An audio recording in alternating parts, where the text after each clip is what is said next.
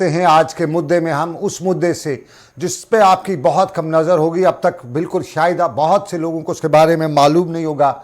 और साथ साथ में ये भी बताते चलें कि ये जो मामला है ये लगभग जम्मू कश्मीर क्या मुल्क क्या दुनिया क्या हर फर्द के साथ जुड़ा हुआ मामला है। यूजुअली घरों में लोग बीमार हो जाते हैं, यूजुअली कुछ ज़्यादा बीमार होते हैं, कुछ अस्पताल में दाखिल करना पड़ता है, कुछ लैब्स पे टेस्ट कराए जाते हैं। लेकिन उस दौरान जो टेस्ट कराए जाते हैं, जो दवाइयों जो ली जा मार्केट में, क्या उनका कोई रेट लिस्ट है, कोई कीमत मुकर्रर है? या आज तक बहुत से कम लोग जानते हैं। अक्सर लोगों के बारे में यही था कि कंपनी वाली ने दवाई लिखी है तो वो जितनी उसकी मर्ज़ी है वो दवाई उससे है। और अक्सर ये भी देखने को मिलता था कि जो कॉम्प्लिकेटेड बीमारियां होती हैं उनमें से पेशेंट्स को जब दवाई लानी पड़ती है तो वो मेडिकेट कहते हैं कि अमेरिका से लानी है, जर्मनी से लानी है, स्वीडन से लानी है, तो फिर उस हवाले से वो अपने निरखनामा तय करता था। तो यह ख़ास तौर पे जो कॉम्प्लिकेटेड इशूज़ हों, बड़े अल्लाह बचाए जो बड़ी बीमारियां होती हैं उन हवाले से। और फिर एक नया मामला सामने आया है, आज पता चला है, बहुत से कम लोगों को पता होगा कि नेशनल फार्मास्यूटिकल प्राइसिंग अथॉरिटी भी है। और नेशनल फार्मास्यूटिकल प्राइसिंग अथॉरिटी ने एक मामला श्रीनगर में दर्ज किया है। 20 के करीब कंपनियों को अद्वियात जो हैं वो महंगे दामों फरोख्त करने की पादाश में उनसे दवाइयाँ ज़ब्त 20 के करीब हैं। और ये मामला जो है, क्योंकि यूजुअली जब आप कहीं मार्केट में जाते हैं, आपको सर दर्द है तो आपको पैरास्टामॉल ख़रीदना होगा, जो पैरास्टामॉल साल्ट होता है वो ख़रीदना होगा। तो उस पैरास्टामॉल साल्ट के बहुत से नाम है, कोई कलकवाल, कोई जड़पाल, कोई एक्सपाल, कोई वाईपाल के नाम से कंपनी बनाती है। तो हर किसी ने अपने अपने दाम रखे। साल्ट वही होता है लेकिन उनके दाम बहुत महंगे होते हैं। और फिर अब लैब जाना पड़ेगा तो लैब का भी हाल यही होता है। आपको टेस्ट कराना है, यूरिन टेस्ट कराना है, ब्लड सैंपलिंग कराना है, कोई भी टेस्ट कराना है, तो हर किसी ने अपने अपने दाम रखे अलग अलग से। फिर अगर आपको कहीं अल्ट्रासाउंड कराने पड़े, एक्सरे कराने पड़े, ईसीजी कराना पड़े, तो उसके भी हर किसी के अलग अलग दाम। और फिर सबसे बड़ा टेस्ट और लेके डायग्नोस्टिक के मामला में जो बड़ा सबसे बड़ा अलमिया है, जो टेस्ट कराए जाते हैं तो डॉक्टर साहब की मर्ज़ी होती है कौन कहाँ से, किसी भी लैब से आप करा लें वो आपको फिक्स कर देता है कि नहीं ये इस लैब के टेस्ट नहीं चलेंगे उस। और मरता क्या न करता, एक आम आदमी बहुत परेशान रह जाता है और फिर उसको वही करना पड़ता है जो वो कराए जाते हैं। तो यही मुद्दा हमारा आज का। और आज के इस मुद्दे में हमने ख़ास मेहमानों को दावत दी है। सबसे पहले हमारे साथ मीर हिलाल हांजूरी श्रीनगर से ज्वाइन करेंगे। मीर हिलाल हांजूरी आज श्रीनगर में थे और मजबूरी के हाल में भी थे। रऊफ़ रंगरेज़ भी मुझे श्रीनगर से ज्वाइन करेंगे। रऊफ़ रंगरेज़ प्रेसिडेंट कश्मीर फर्म जो है प्राइवेट डायग्नोस्टिक सेंटर्स के प्रेसिडेंट हैं। मेरे साथ निगत इंद्राबी भी ज्वाइन करेंगी, वो कंट्रोलर डिप्टी डायरेक्टर हैं, डिप्टी ड्रग कंट्रोलर हैं कश्मीर की, वो मुझे ज्वाइन करेंगी। और हमने अरशद दर से भी बात की है, वो भी हमें ज्वाइन कर। लेकिन सबसे पहले मीर हिलाल हांजूरी, बहुत बहुत शुक्रिया। हिलाल, आज आप श्रीनगर के मुख्तलिफ अस्पतालों में थे, मजबूरी थी आपको जाने का था, कैसा तजुर्बा रहा? कौन सी दवाई क्या उसी दाम पे मिली? टेस्ट वगैरह जो आपने कराए उनका क्या हाल अहवाल था? कितने महंगे थे बाजार से? क्या कुछ आपने अखज़ किया?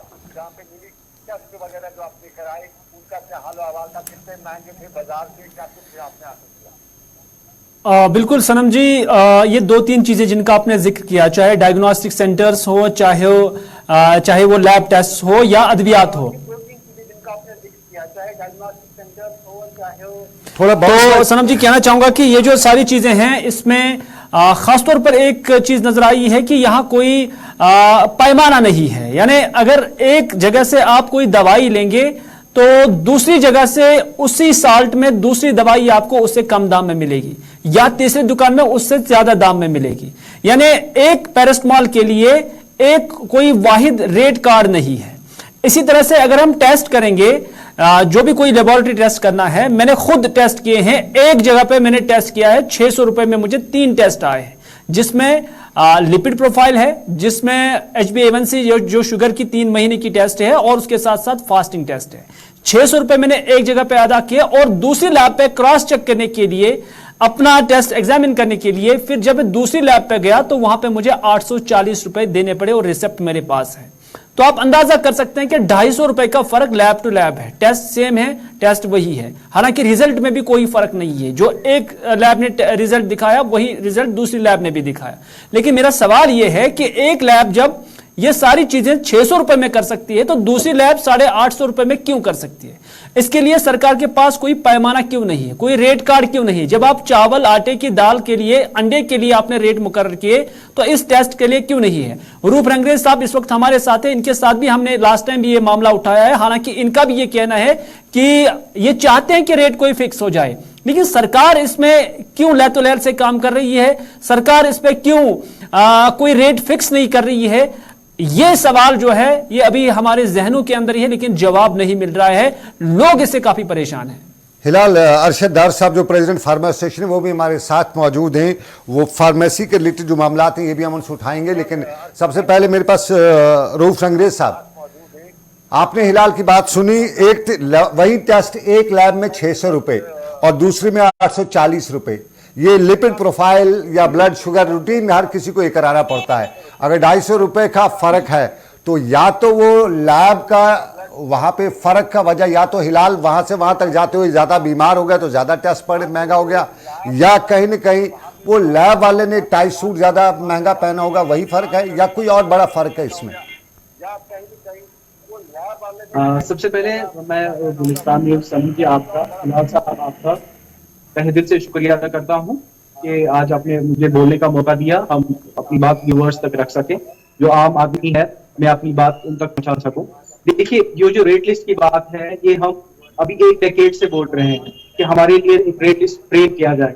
सरकार को हम बोल रहे हैं कि एक रेट लिस्ट फ्रेम कर दीजिए, चाहे सोशल मीडिया हो, चाहे इलेक्ट्रॉनिक मीडिया हो, कोई भी प्लेटफॉर्म हो।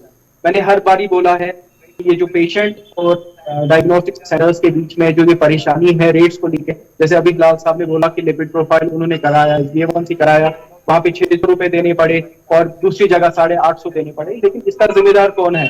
इसका जिम्मेदार हम नहीं है सर। हमने अगर आप रूफ साहब 2 साल पहले सरकार ने रेट लिस्ट बनाया था, 2 से 2.5 साल मुझे याद है। नहीं, 2-3 साल पहले लास्ट नहीं सर, जो मेरे पास ये जो रेट लिस्ट है हेल्थ एंड मेडिकल एजुकेशन की तरफ से आया हुआ, वो 2012 में आया हुआ है, शाया हुआ है। तब से लेके आज तक कोई रेट लिस्ट नहीं है। हाँ, हमारी एसोसिएशन की तरफ से time to time rate list आ चुके हैं, जो कि हमने उस रेट लिस्ट से कम ही रखे थे। अगर आप मेट्रोपॉलिटन सिटीज की बात करें, वहां पे आप प्राइसेस देखें, उससे हमने 50% कम, 50% या 60% कम हमने प्राइसेस रखे हैं। इसके बावजूद अगर अवाम को, या हिलाल साहब अभी कह रहे हैं कि एक जगह मुझे एक प्राइस मिला, दूसरी जगह दूसरा, तो उसके लिए मैंने मनोज त्रिवेदी जी साहब जो भी हमारे प्रिंसिपल सेक्रेटरी हैं, उनको भी बोला है बार बार through electronic media, through social media, की एक रेट लिस्ट फ्रेम किया जाए, जिससे ये अवाम और हमारे डायग्नोस्टिक सेंटर वाले भी बहुत परेशान हैं इस चीज को लेकर। रेट लिस्ट फ्रेम हो तो ये स्ट्रीमलाइन हो जाता सारा कुछ। रेट लिस्ट फ्रेम नहीं है सरकारी तौर पे, लेकिन कुछ ना कुछ देखिए, अगर सरकार कहीं पे नहीं कर पाती है तो आपके एक यूनियन का एक तरीका होता है, यूनियन जो होती है वो भी इस चीज के लिए काम करती है। क्या यूनियन की भी जिम्मेदारी? यूनियन की तरफ से हमारे हर डायग्नोस्टिक सेंटर पे रेट लिस्ट है, बाकायदा मौजूद है, क्योंकि रेट लिस्ट के बगैर कहीं पे कोई रजिस्ट्रेशन भी नहीं होती है। हमारा जो ये रेट लिस्ट है ये हर किसी जगह पे मौजूद है। हाँ, अगर कहीं इस रेट लिस्ट के अलावा मतलब इससे कोई हाई मतलब आपसे मांगा जा रहा है, उसके जिम्मेदार मैं हूँ। देखिए, अगर आपको बताता चलूं कि यूरिन एग्जाम में 50 रुपए का चार्ज है, मुझे आप बताइए कहाँ पे 60 रुपए ले रहे हैं? HbA1c के चार्जेस 400 रुपीज है, लिपिड प्रोफाइल के चार्जेस 400 रुपीज है तय किए हुए इन दोनों चीजों के। अगर हाँ कभी कोई अगर हिलाल साहब कहीं पे गए हैं, उनको 800 रुपए की जगह किसी ने 600 रुपए लिए हैं, वो वहां पे उनको कंसेशन मिला है। रही एक बात, दूसरी बात जो आप लोग अभी परेशान एक मिनट रूफ साहब, कंसेशन अगर 250 रुपए मिलेगा तो ये तो फिर तो बहुत बड़ी बात है। अगर कम से कम 250 होके भी उसने कुछ प्रॉफिट 100 रुपए तो रखा होगा, दैट मीन्स 800 के रुपए में 300-350 रुपए प्रॉफिट, तो इससे फिर ये तो अलमिया है कौम के साथ। मैं ये भी क्लियर करूंगा, आप सुनिए मेरी बात, मैं सर यही भी क्लियर करूंगा कि अभी हमारे यहाँ पे हमारे श्रीनगर की बात अगर हम करें, बहुत सारे सेंटर्स ऐसे हैं जो ट्रस्ट चला रहे हैं, जो जिनका मतलब ट्रस्ट मतलब ये जो है डायग्नोस्टिक सेंटर्स हैं, जो कि हाफ चार्ज पे अपना नो प्रॉफिट नो लॉस पे अपने फराइज अंजाम दे रहे हैं। अगर पेशेंट वहां पे चला जाता है जैसे किसी चीज का 100 रुपए किसी चीज का प्राइस है, वो वहां पे उसको 50 रुपीज में ये हिलाल क्रॉस करना चाहते हैं, नहीं, आपको हिलाल क्रॉस करना चाहते हैं, जी, जी, सुनिए हिलाल क्या बता रहे हैं। जी जी जी जी जी हिलाल साहब, जी हिलाल साहब।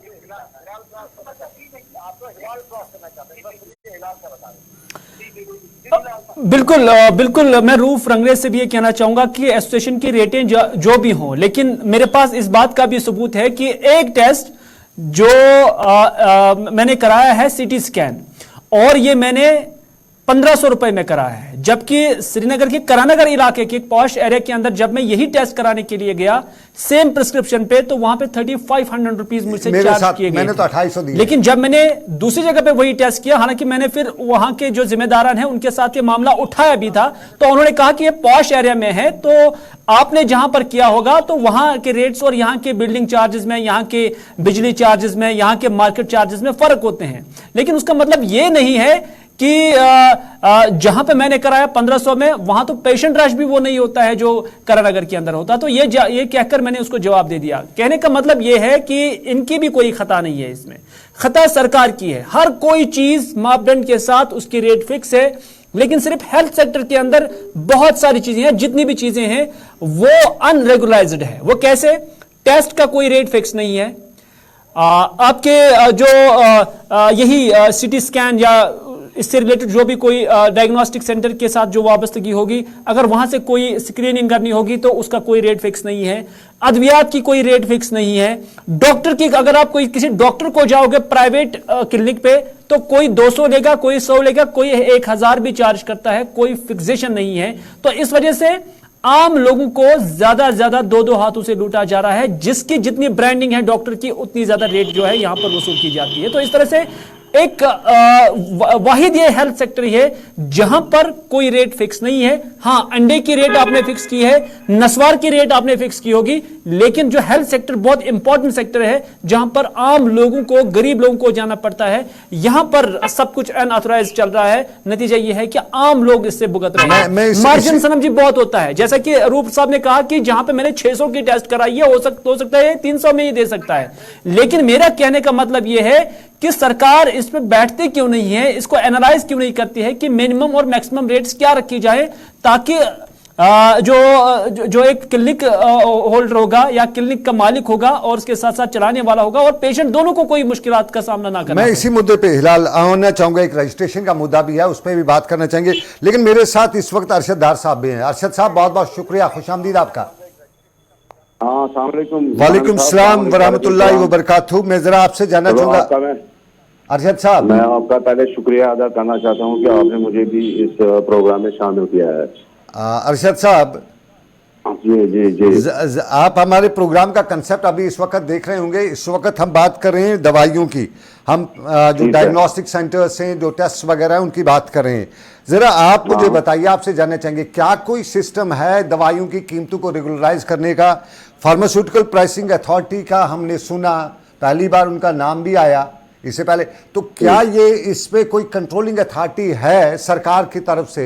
और अगर सरकार की तरफ से नहीं है तो क्या आपकी एनजीओ, आपकी एसोसिएशन वगैरह कोई है जो इस दवाई की कीमत पे कंट्रोल करती है, या चलता रहता है सब अल्लाह भरोसे ही है? नहीं, ऐसी बात नहीं है, ऐसी बात नहीं है सनम साहब। पहले आदमी को ये पूरा देखना चाहिए। यहाँ पर गवर्नमेंट ऑफ इंडिया में NPP है, नेशनल प्राइज जो अथॉरिटी है, जो भी कोई मेडिसिन होता है, इसमें प्राइस अथॉरिटी का जो प्राइस का कंट्रोल अथॉरिटी है वो मॉनिटर करती है, तो वो अप्रूव करके ही प्राइस होता है। दूसरी बात ये है कि कोई भी दवाई MRP जो होता है उससे एक्सीड नहीं होता है। अगर आप किसी भी जगह दवाई ले लेंगे, वो MRP से ज्यादा कोई नहीं बेच सकता है, क्योंकि इस पे एक एक्ट है, as per drug and cosmetic act है, इसमें है MRTP है, एक्ट है, ये नहीं बेच सकता है। MRP तो हर एक मेडिसिन पर लगा है।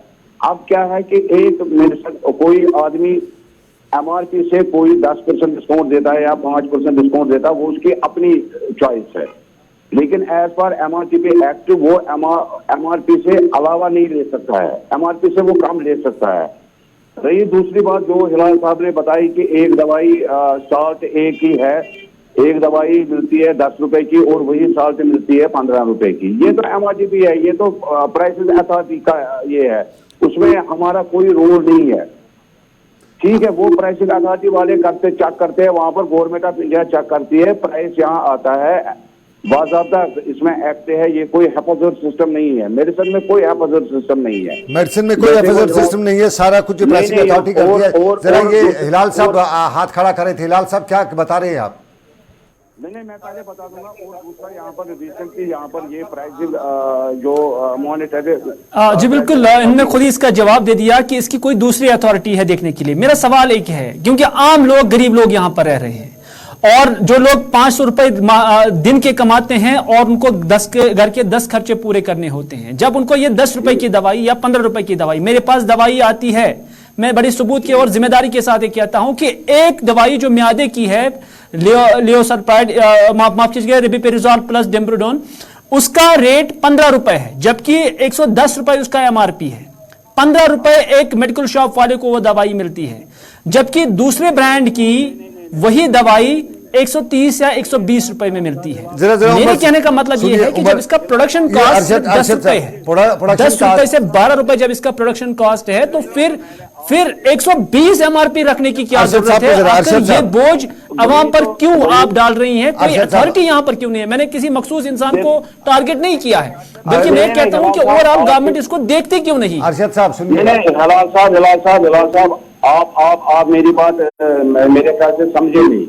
मैं बोलता हूं कि नेशनल प्राइसिंग अथॉरिटी है, जो ये प्राइस जब भी होता है किसी प्रोडक्ट का, इसमें नेशनल प्राइसिंग अथॉरिटी है जो चेक करती है। ठीक है, हमने ये इशू गवर्नमेंट ऑफ इंडिया से ऑलरेडी उठाया है कि अगर कोई मेडिसिन उसका एमआरपी 100 रुपया है, सॉल्ट है, आप लेवोसल्फराइड ले लो, डोमप्रोजान ले लो, रेमिप्रोजान ले लो, कोई भी ले लो फॉर एग्जाम्पल। हम गवर्नमेंट ऑफ इंडिया से ये सवाल हमने किया है, नेशनल प्राइसिंग अथॉरिटी वालों से भी ये हमने उठाया ये मसला कि दूसरी कंपनी, यही अगर कोई कंपनी 10 रुपए का बेचती है, दूसरी कंपनी 20 रुपए का बेचती है, तो इसमें अगर नेशनल प्राइसिंग अथॉरिटी प्राइस एक ही रख रही है, तो वो तो उनका काम है, that is not our baby. हमारे जो गुड्स आते हैं, जो गुड्स आते हैं, उसमें एमआरपी एक्ट है, उसमें एमआरपी होता है। हम अगर एमआरपी से अलावा बेचेंगे, that is totally open. Arshad साहब, दो चीजें कश्मीर में हैं। एक तो है आम लोगों में एक कंसेप्ट है या नकली दवा, ये एक दैट्स अ क्राइम। मैं अर्शद साहब आपसे मुखातिब नहीं हूं, मैं इन जनरल बात कर रहा हूं कि अगर कोई दवाई 10.5 रुपए में या 11 रुपए या 15 रुपए में मिल सकती है, वो 150 में क्यों मिलेगी? वो 120 में इतना मार्जिन क्यों होगा? नहीं, वही तो है ना, वही तो मसला है ना। That pertains to government of India. अच्छा, एक्चुअली वो तो ये तो देखिए, ये तो हमारा जो हम इसमें काम करते हैं, हमारा तो इसमें कोई रोल है ही नहीं। हाँ, अब इसमें एक चीज है, आपको ये कंसेप्ट है, आप जेनरिक जो गुड्स है ना, जेनरिक जो आते हैं यहाँ पर, जेनरिक में एमआरपी होता है 100 रुपए, लेकिन वो बेचते हैं 20 रुपए का। That is generic, that is not ethical. नहीं, एक्चुअली उसमें प्रॉब्लम यह है कि आम आदमी को जेनरिक और दूसरे साल्ट में कोई पता नहीं होता, वो डिफरेंशिएट नहीं कर सकता है, उस बीच में वो मार खा जाता है। लेकिन जरा मैं वो बीच में वो मार खा जाता है। हाँ, उसको तो बेचारे को पता ही नहीं होता है जेनरिक क्या होता है, उसको तो डॉक्टर ने लिखा। सनम साहब, आप एब्सोल्युटली राइट, ठीक बोल रहे हैं। अगर आम आदमी पेंटाप लेने जाता है, उसको जेनरिक में मिलता है, वो 20 रुपए का लेता है। जब पेंटाप लेने जाता है तो उसको 100 रुपए मिलता है, वो बोलता है वो नकली है, ये असली है, क्योंकि वो बेचारा डिफरेंशिएट नहीं कर सकता है। एक लेमैन आदमी को कैसे आप कन्विंस कर सकते हो कि ये जेनरिक है, ये एथिकल ब्रांड में है? ये मैं जरा इसे रऊफ साहब, एक सवाल आपके लिए है। आपकी लेबोरेटरीज का इन दिनों फिलहाल बड़ी कंट्रोवर्सीज है, सरकार के सामने रजिस्ट्रेशन का मामला है। उस मामले को मैं एक साइड अभी रखता हूं, वो चूंकि कुछ है, एक बड़ा इंपॉर्टेंट इशू है। जब आप टेस्ट देते हैं तो इसमें गारंटी क्या है कि ये सही टेस्ट है? ये गारंटी मैं कैसे मानूं कि ये जो टेस्ट आपने किया? क्योंकि मैं जब डॉक्टर के पास जाता हूँ ना, डॉक्टर साहब कहता है हतक किससे करवाए, नहीं उसे नहीं, वो ठीक करवाता है। तो ये ठीक और ये गलत का फर्क जो है, ये मैं कैसे मान लूंगा, कैसे सही होगा? देखिए डॉक्टर साहब, देखिए सनम सर के डॉक्टर जो ये आपसे कह रहा है कि ये सही रिपोर्ट नहीं है, पहले हमें ये देखना है कि हम टेस्ट कहाँ से करवा रहे हैं। जो रजिस्टर्ड लेबोरेटरी है सरकार की तरफ से, जो रजिस्टर्ड लेबोरेटरी है, हम ये माने कि हर रजिस्टर्ड लेबोरेटरी का टेस्ट सही है। हाँ, क्यों नहीं, उसमें क्या है? कहीं आपको कोई गलत रिपोर्ट मिल रहा है, लेकिन आप मेरे लेकिन सामने लाइए, लेकिन कहीं लेकिन गलत रिपोर्ट नहीं लेकिन दे रहा है। लेकिन जी, लेकिन जी, पैरामीटर जी, से जी, वहां पैथोलॉजिस्ट होना चाहिए, लेबोरेटरी का टेस्ट जो है वो जी, जी। पैथोलॉजिस्ट करेगा। तो इतने पैथोलॉजिस्ट जी, हमारे जी, जम्मू कश्मीर में है क्या, पूरे हिंदुस्तान जी, में नहीं होंगे जितनी लेबोरेटरीज हैं? तो ये कहाँ से पैथोलॉजिस्ट ला जी, जी। जाते हैं, या यूं ही वो ठप्पा लग जाता है पैथोलॉजिस्ट का? मैं आपको बताता चलूं कि एडवांस लैब में हमारे यहाँ पे मुल्क भर में पैथोलॉजिस्ट रहते हैं। पैथोलॉजिस्ट की कमी है सर। पैथोलॉजिस्ट हमारे पूरे इंडिया में 6,000 की तादाद में है। अभी हमारे जम्मू और कश्मीर में अगर आप रजिस्टर्ड पैथोलॉजिस्ट की बात करें 290 है खाली। फिर भी हमारे एडवांस लैब में श्रीनगर की बात करूंगा, अगर मैं श्रीनगर के अलग अलग डिस्ट्रिक्ट्स की बात करूंगा, ये नहीं कि हमारे श्रीनगर में ही बड़ी बड़ी लेबोरेटरीज हैं। हमारी एडवांस लेबोरेटरी डिस्ट्रिक्ट, हर किसी डिस्ट्रिक्ट में। नहीं, मैं आपकी एक लेबोरेटरी की बात नहीं कर रहा हूं, मैं एक चेन की बात नहीं कर रहा हूं। मैं कहता हूं हमारे यहाँ लेबोरेटरीज, डायग्नोस्टिक सेंटर्स बहुत से ही। जी जी जी। सरकार का जो मैंने सुना है कि पैरामीटर ये है कि एक पैथोलॉजिस्ट ही टेस्ट कर सकता है, he is the master of testing. Pathologist देखिए टेस्ट तो करना है, जो भी कंसर्न टेक्नीशियन होगा, है हाँ। वो उसको करना इन ही प्रेजेंस करना है। ऑफ जहाँ इन कहीं पे प्रेजेंस हमें ऑफ पैथोलॉजिस्ट करेगा ना। In presence of pathologist advance lab में तो हम कर ही रहे हैं ना सर। हमारी तो advanced कितने lab में फिर pathologist के जो बगैर- इतने टेस्ट होते हैं, इतने पैथोलॉजिस्ट हैं कि वो हर लैब पे प्रेजेंट रहते हैं, वही देखते हैं और उसके बाद वो नहीं सर, उसमें क्राइटेरिया क्या है? जैसे कि आपने एक लैब चुनी है, वहां पे आप टाइम टू टाइम आते हैं। जैसे एक पैथोलॉजिस्ट ने किसी लैब को, किसी पर्टिकुलर लैब को कोई टाइम दे रखा हुआ होता है, जो नॉर्म में है कि 2 घंटे आप पैथोलॉजिस्ट आना ही आना है।